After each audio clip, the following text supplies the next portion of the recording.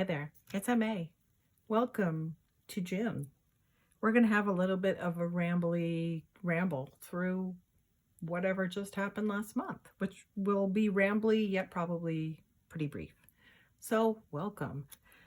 I have my date book on the desk right now because I have been tracking my card a day since, well, this date book started with the month of December or mid-December. And because I've been doing it almost 6 months, I can see that there are certain cards that I've pulled the most. My system is that each tiny little square in the planner gets 4 dots. And when I hit number 5, I color it in.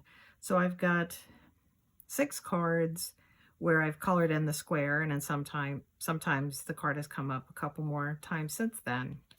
And this is the spread. I think I can just juggle these cards that I'm going to play around with and see what's going on here. These are the cards I pulled for the first half of the year. And it's interesting, that I pulled the most. It's interesting because some of them relate back to a reading that I had last July, which is kind of funny. And also because this card is one of my significators.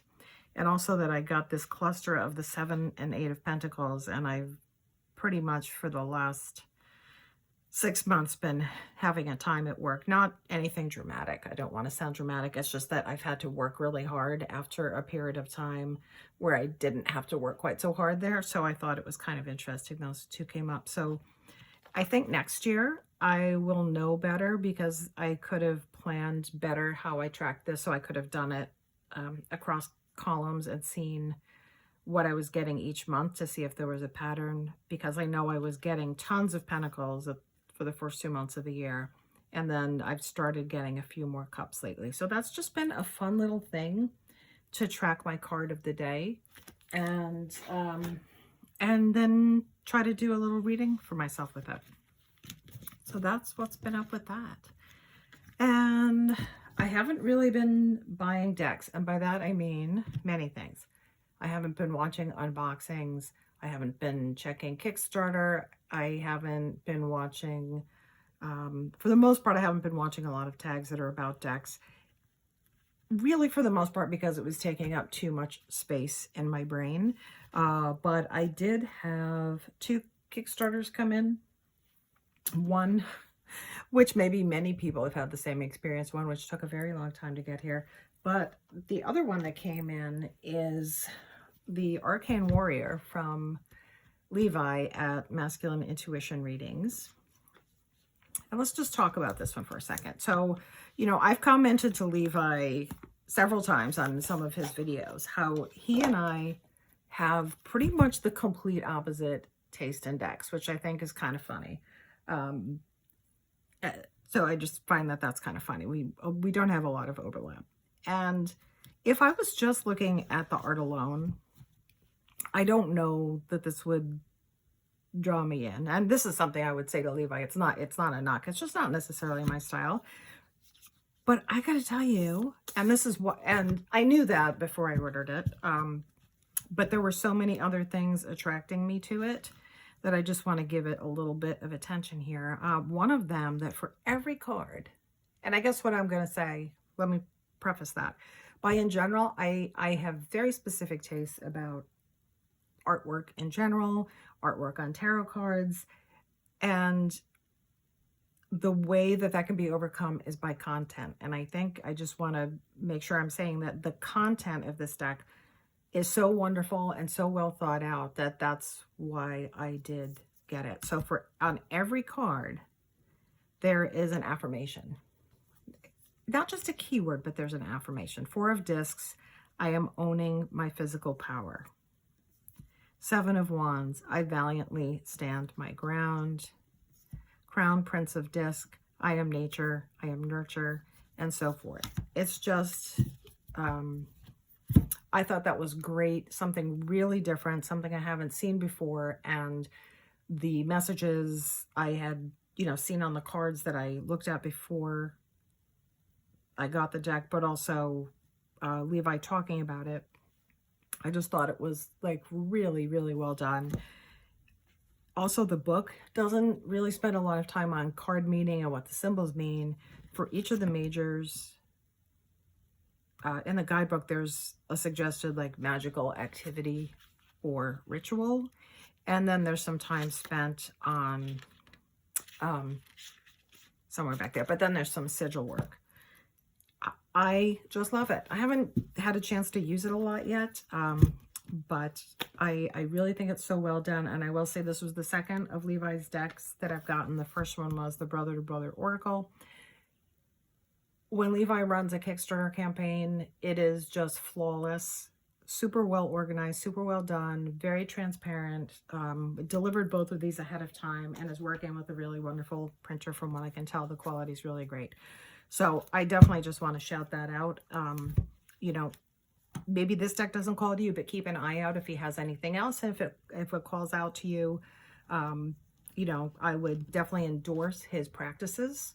And if you thought this might not be calling to you, but now you're intrigued, please go check it out. There's walkthroughs online, and you can also certainly watch Levi and his channel talking about the deck in more detail. So that one came in ahead of schedule. Probably got that at least a month, maybe two, before I thought it would come in.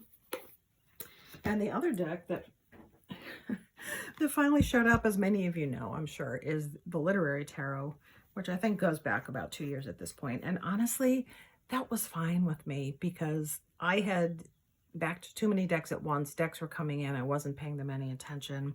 So I was actually kind of pleased that this showed up after I'd stopped buying decks. You know, there was some hoo-ha about the add-on of the shipping costs. You know, they did help kind of straighten that out for people. And I will say in general, they were very transparent and giving updates all the time. I don't know that this will show that well on camera, but I think it's a really cool deck. It's definitely got more like bling to it than I would generally go for. I know I've kind of peeked through it and not used it much. I know a lot of the books that it refers to, but not all. In case you didn't know, each card is based on a book, and a well-known, or, you know, an author has selected the book based on the card meaning and wrote a little blurb about it in the book. So the production value is nice. It's definitely on the chunkier side. I could have done without the gilding, but it's a nice deck, and I'm actually can appreciate it more now than some of the times when it might have showed up, if it had shown up on time. So I'm not too disgruntled over that. And that's it for tarot stuff. I just keep plowing along with my normal use of tarot, and I'm really trying to use it more in, well, let's put it this way. Let's talk about this. So I mentioned maybe the April month-end video that I was reading this book, and it came at the right time for me because I was really starting to think, and some readings were kind of reinforcing, you know what, you did a really great job the last couple of years excavating all kinds of stuff and understanding like why certain behaviors, you know, happen and where you can notice them and work around them. And I really started to feel like it's time to leave that behind. And this one is kind of a leap into asking much bigger questions.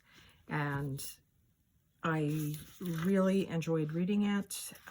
Some of the chapters I didn't love as much because she pulled readings from her deck and kind of walks through interpreting them. So I wasn't as interested in that. But I have never really read anything or paid much attention yet to anything to do with, you know, Kabbalah or the Tree of Life and all that stuff. So I thought the materials here were a good start for me because of the way they were explained and combined with tarot. So I did really enjoy reading this. I got a lot out of it, and it came right when I was at a turning point. So I was happy for that. But otherwise, I'm just plowing along with my tarot life. Some other stuff. So I was cleaning out my herb cabinet because it was feeling a little cluttered, and I had been getting witch's roots for a while. I cut that off a while back. And as I was going through, I decided I should start to use some things up that had been around a while. So I made I don't know what to call it, like some magical baths where I simmered some things together in a pot. Disclaimer, proceed with caution. Make sure you're not using anything that's going to irritate your skin, even though it's going to be highly diluted once you pour this in a bath. So this is super classy. This is, of course, we all have a cupboard full of jars. This is a jam jar from Crofter's Seedless Raspberry Organic Spread that now, until I'm ready to use this particular dose of the baths, is staying in my refrigerator. You can see it's kind of cloudy. I had some coconut milk in my freezer that I added to the bath. And I just thought that was kind of a great way to use up a lot of the herbs. This one's kind of pink. It's got hibiscus in it and some other stuff. And I kind of took inventory, wrote down what herbs I wanted to use, and I kind of thought about what intentions to build out of it. And when I'm ready to use this, I'll probably, I don't know, maybe light a candle on top of the jar first or put it on the altar overnight. So it was just a great activity without buying anything. See, probably could have used Celestial Seasonings tea bags for this as well, but I was using up some loose stuff that I had around the house. So that was kind of fun. The one thing I did go shopping for, and the only reason I'm showing this, so I kind of did like a little incense purchase. And if you're in the United States and you've ever kind of Googled where can I buy a buttload of incense, and seen exoticincense.com come up and wondered, gee, is that even legit? I've ordered from them many times. I think I probably first ordered from them during COVID lockdown. Their prices are good. They don't really have a level where there's free shipping, but most of these varieties are like maybe $3 a pack. So when I put in an order for them, because the shipping usually comes out to about $9, you know, I do tend to order a decent amount of stuff at once. But it was just a way to stock up on some favorites, and they're very good. Like whenever I've put an order in, I get a confirmation email right away. Some of it has shipped within like hours. I've never talked to a human there, but they seem like, you know, it is a legit business. If you ever come across it when you're looking at websites, I would not hesitate to say that they're good to do business with. And, you know, that's almost it. Not too much to say this month. I read some stuff from the library. I finally read Good Omens, Neil Gaiman and Terry Pratchett. I won't watch the series probably because I don't have Amazon. I cut that off when my Prime membership ended. And yeah, I enjoyed that. And I read this kind of random, I like finding random things on the library shelf. And I found this very small book that's basically a long essay called Why Read Moby Dick by Nathaniel Philbrick, who's also written a lot of nonfiction. And I know this is kind of an annoying title, but it really was not trying to convince you to read Moby Dick. It was actually giving you free license not to. But I thought it was kind of a fun piece of a blending of like literary history and American history. And it was a fun little read. It's only a little over 100 pages. The chapters are short, and it was really interesting. And then I read a book of poems by Charles Simic, who passed away, I think, earlier this year, called Hotel Insomnia. This was from the 90s, and it was randomly in my library. So those were some things I read. And now for the rest of the pile. I am finally getting around to doing my reread of this, which I had read in the 80s, When God Was a Woman by Merlin Stone. I think partly to...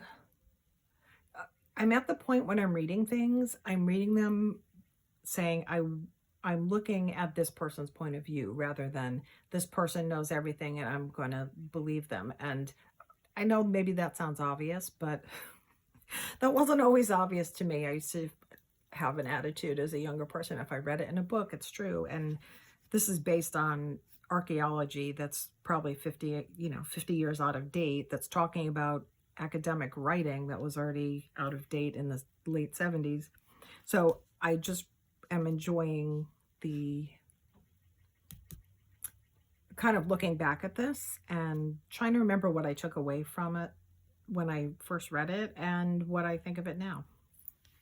And then after that, I have 3 books because I had amassed points on a bank card, I was able to get a small gift card for Barnes & Noble, and I elected not to get a deck. I got 3 books. I think I read this a long time ago, but I don't have it anymore, and this is the revised edition. Again, similar to the Merlin Stone book. I just want to spend some time with this point of view and find out what this person has to say, and maybe how what they have to say when this revised edition came out changed from what they had to say when I first read it. I didn't expect it to be this chunky, so that's maybe going to be an issue because it's a good like 500 pages of reading, then an appendix. Then I attended a virtual book launch for this book, Poetry as Spellcasting. An acquaintance of mine has a piece in it, and I may have to read this and come back with a separate discussion, which I think a lot of people won't be interested in. This is definitely an overlap of poetry, magic, social justice, environmentalism, all kinds of stuff. That book launch just knocked my socks off. It was it gave me a lot to think about. You know, it's great that I'm going to sit in my magical bath, but it was asking the bigger questions about, once you do step into your power, what are you going to do with it? And yeah, it was really insightful and eye-opening. So can't wait to dig into that. And the last thing I picked up is Susan Chang's new book, and I just want to see what this is about. I think this is more of a workbook type book than the correspondences book. So we'll see if I have the bandwidth to sit down and do the exercises along with it, but I really enjoy her point of view. And yeah, so when am I going to read all this stuff? You know, I don't know, but that's all that's up. And I hope that everyone has a delightful jam. Thanks for stopping by. Bye.